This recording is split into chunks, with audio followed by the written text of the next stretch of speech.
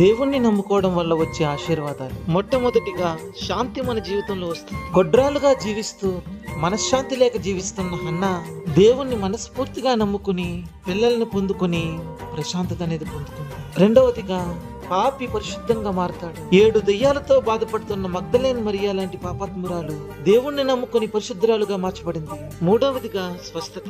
దేవుణ్ణి నమ్ముకోవడం వల్ల గుడ్డివారు చూపు పొందారు, కుంటివారు బాగుపడ్డారు, పక్షవాయువు గల వారు స్వస్థ చెందారు, చనిపోయిన వారు సైతం తిరిగి లేచారు. దేవుణ్ణి నమ్ముకున్న వారిని ఆయన తలగానే చేశారు తప్ప తొక్కగా చేయలేదు.